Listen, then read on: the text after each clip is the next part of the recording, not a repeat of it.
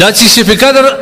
د الله د لوري یو نعمت دی د دې امت سره الله سبحانه وتعالی کړی په دې کې کوم عبادت پکار دی ما درته ویل قرآن دا وایي لیلة القدر خیر من الف شهر دا داسې میاشته دا داسې شپه ده چې په دې شپه کې یوه شپه عبادت باندې الله سبحانه وتعالی د درو اتیا کاله او څلور میاشتې د عبادت ثواب ورکوي الله پاک نو موږ ته څه پکار ده په دا میاشت کې باید هر هغه عبادت موږ وکړو چې په دې عبادت کولو باندې الله سبحانه وتعالی موږ ته د درو اتیا کال د عبادت ثواب راکړي اول په دې شپه باندې موږ باید استغفار ډیر وایو عائشه رضی الله عنها نبی علیه الصلاه والسلام ته فرمایي چې په دغه شپه باندې موږ کومه دعا وغواړو نبی علیه الصلاه والسلام دغه دعا ورښولې ده باید ټول امت زده کړي اللهم انک عفو کریم تحب العفو فاعف عنا ای الله ته عفو او درگذر والا ذات یې او عفو خوښوې ای الله موږ معاف کا په پښتو یې معنا دا ده لہذا په دغه شپه باندې استغفار ډیر ویل خپل ټول ګناهونه د الله په وړاندې ایښول چې الله زه خطاکاره یم ګناهګاره یم خو البته اوس غواړم چې په خپلو ګناهو باندې پښیماني اختیار کړم توبه وباسم ای الله توبه قبلول والا ذات ته په دغه شپه چې سړی توبه وکړي د درو اتیا کاله او څلور میاشتې د توبې ثواب الله سبحانه وتعالی ورکوي دوم په دې شپه باندې باید سړی د ماښام څخه تر سهار د سپېدو پورې کم از کم د خپل وس مطابق صدقه او خیرات وکړي ګورې دا واورئ که چیرې چا په دې شپه باندې فقط 100 روپۍ خیرات کړي الله سبحانه وتعالی د دغه صدقه د درو اتیا کاله او څلور میاشتې د صدقې په ثواب کې لکه سړی چې درو اتیا کاله مسلسل دا رقم پیسې خیرات کړي که 100 وي که 10 وي که 10 وي که هر څومره د خپل وس مطابق وي درو اتیا کاله صدقې کې الله سبحانه وتعالی دا داخله څومره عظیم چانس دی دا به سړی نه وایي چې یار زه مسکین یم نو زه د کومې خوا کړم هر یو پر 10 روپۍ قدرت لري پر 100 روپۍ باندې هر یو قدرت لري دومره خو کولی شي چې 100 روپۍ د الله په لار کې صدقه کړي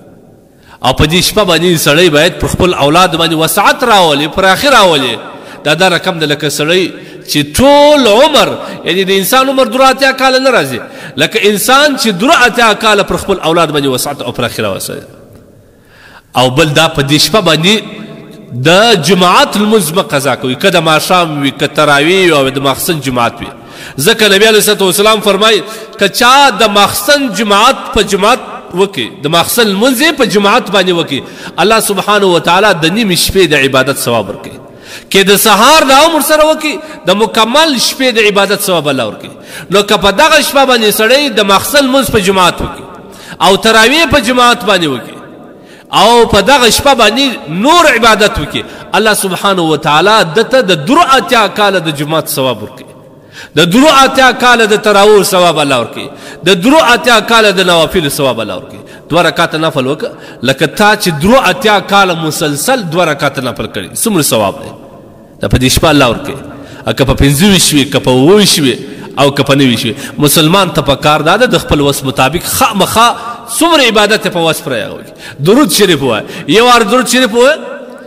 لکه تا چې درو اتیا کاله پر نبي علیه الصلاه والسلام باندې درود وویلې لکه تا چې درو اتیا کاله ووایه دغه رقم د خپل قریبانو سره وسیله رحمي وکړه پر ټلیفون پوښتنه ورباندې وکړه د هغوی حال احوال واخله ځکه په دغه شپه باندې قرابت او وسیله رحمي کول د درو اتیا کال د قرابت او د وسیله رحمي ثواب لري خاص کر په دې شپه باندې الله ته ژړل استغفار ویل توبه کښل دا ډېر اړین دی نو کوشش باید دا وکړو چې دغه شپه موږ ټول په عبادت باندې تېر کړو یا که په لمانځه ستړي سو د قرآن تلاوت راوخه که په قرآن ستړی سوې استغفار شروع کړه که په استغفار باندې ستړی وې درود شریف شروع کړه که په هغه ستړی سوې دعا شروع کړه دا دعا دا رقم دعا نه ده چې تا لاسونه الله ته پورته کړل او الله سبحانه وتعالی څخه د خپلو ګناهونو معافي وغوښتل الله معاف کړي سبحان الله لکه ستا چې درو اتیا کاله الله ته لاسونه پورته کړي څومره ثواب لري د دغه شپې په عبادت باندې په دې شپه باندې په دعا باندې په استغفار باندې الله هغه ثواب لري دا یو ډېره قدردانه موقع الله مشترک کړی ده خو بس دا د انسان ظاهري ګټې ته ګوري اوس که موږ ته یو څوک دا وایي چې په دې شپه باندې زما سره مزدوري وکړه د اتیا کاله مزدوري په یوه ورځ درکوم چې په ور کې درېږي دا منظورې به دی ورسره کوي او انسانان به دومره نوزغلي وارې به نه پر کېږي لیکن دا ګټه پټه ګټه ده دا د الله سره معامله ده موږ د الله معامله هم داسې یقیني وباید وبولو لکه د دنیا معامله دې شپې باندې عبادت وکړو په دې شپې باندې طاعت وکړو وسیله رحمي او قرابت وکړو د خپل مورو قربانو مشران څخه معافي وغواړو چې عام انسان دی عاجز دی کله د مور سره سرکشي کړي کله د پلار سره تلخ کلامي راغلي په دې شپه باندې اول د هغوی څخه معافي وغواړي اول د هغوی څخه معافي وغواړي الله سبحانه وتعالی به بیا موږ ستاسو د ټولو مغفرت کوي